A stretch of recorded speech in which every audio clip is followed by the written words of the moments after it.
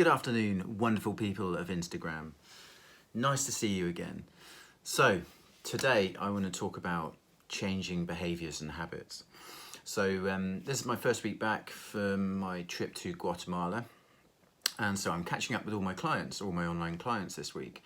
And one thing that has become apparent to me while I've been away, that a lot of people, as they do this time of year, kind of fall off the wagon over Christmas time. They have this big disruption of that kind of Christmas period, and it prevents them from, or they fall off the wagon and they're feeling depressed, kind of like a month into the year.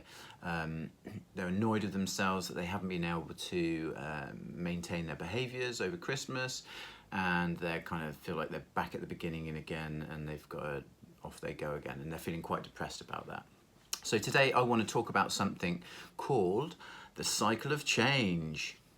So the cycle of change model, or the trans-theoretical model as it was called, was created in the 1970s, and it was evolved through studies on people giving up smoking.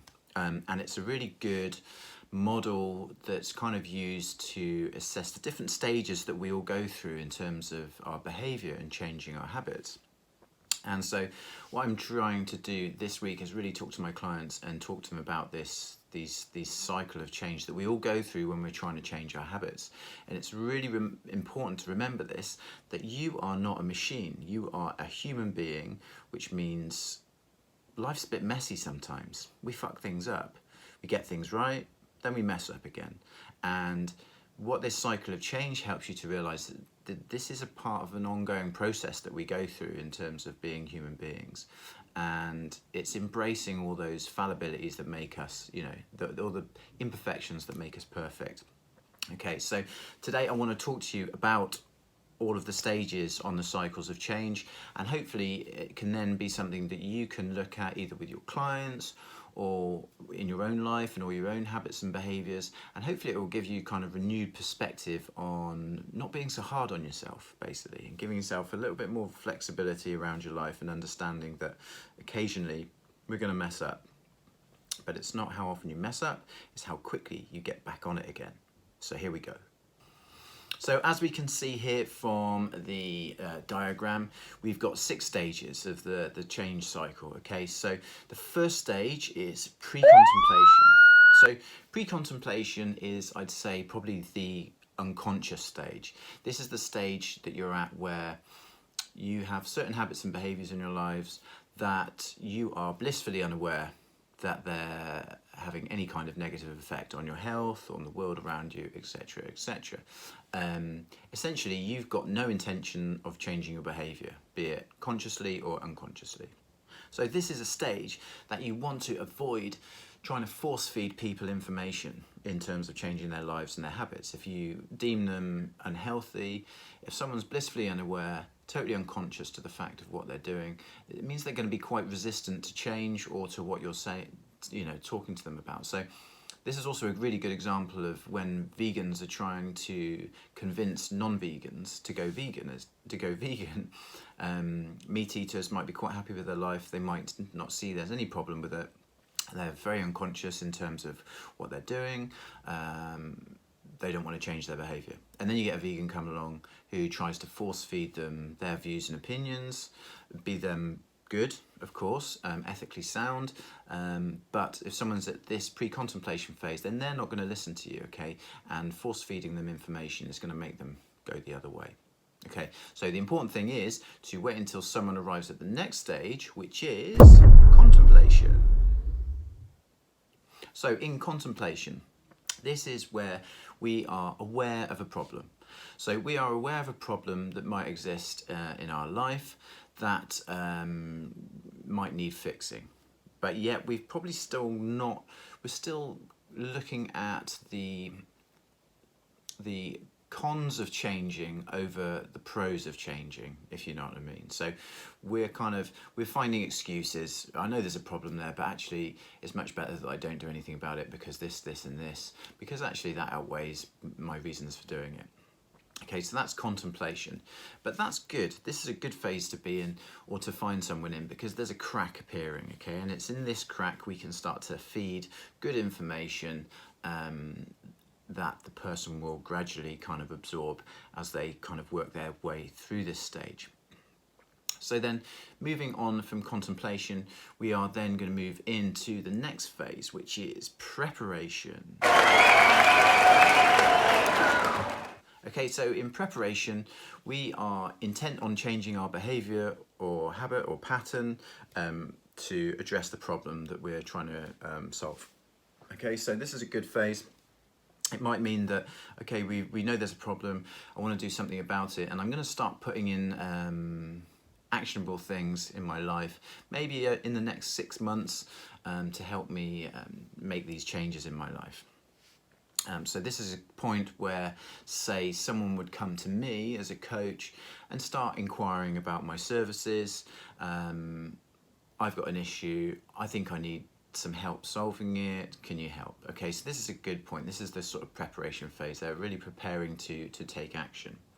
And then after this phase, we then move on to the good phase, which is action. So this is when someone is willing and ready and starting to take action and putting in things into place, maybe daily behavioural habits to start changing their behaviours.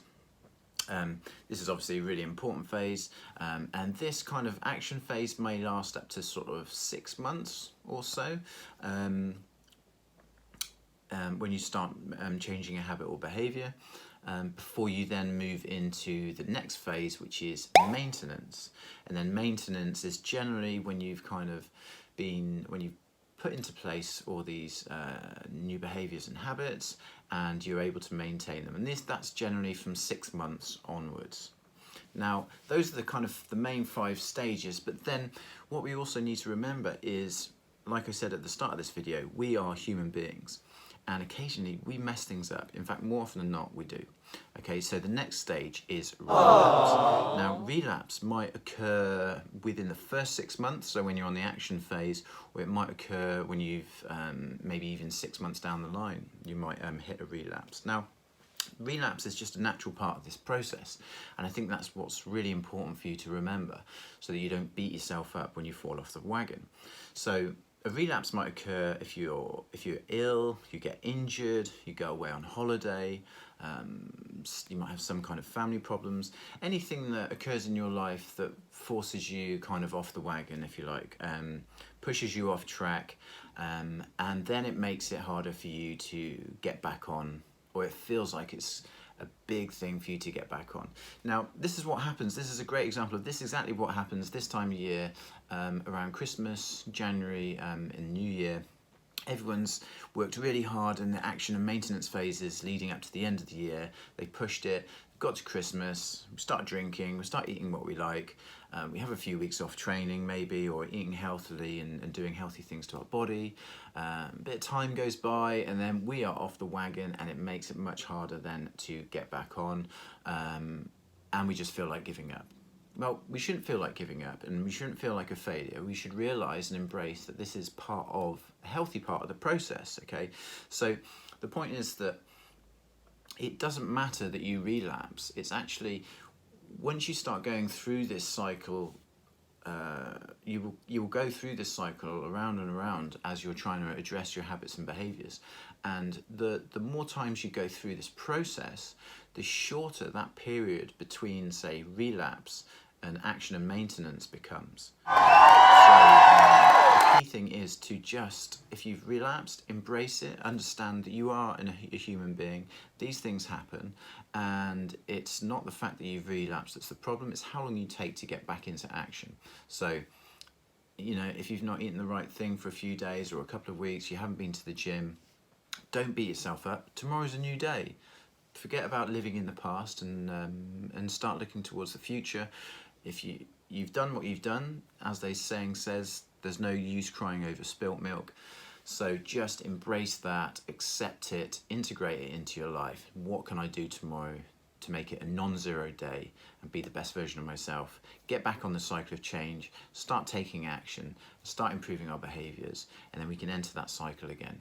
So I think I just want you to all kind of realise this. I think it's it's not a watertight model, but I think it's a really good way of looking at our behaviours and habits, and also it gives us perspective as human beings to realise that having a relapse and falling off the wagon is just part of the process. It doesn't mean you need to throw the baby out with the bathwater, you know, you have to delete all your hard work. This is just part of it. It's about realising that, recognising that, giving yourself a little bit of love, then getting back on the wagon and pushing back on with your goals and achieving them for 2020. So that's what I'm here for. I'm here to help you with your goals on a plant-based diet, getting fit, strong and healthy, helping to transform your body and the planet in the process. So if you are looking for some online coaching, this is the kind of stuff that I like to talk about with my clients to help them through their ongoing challenges. So if you're interested in any form of online coaching, then please, I'd love to hear from you. I'd love to help you out. 2020, big year for my online coaching.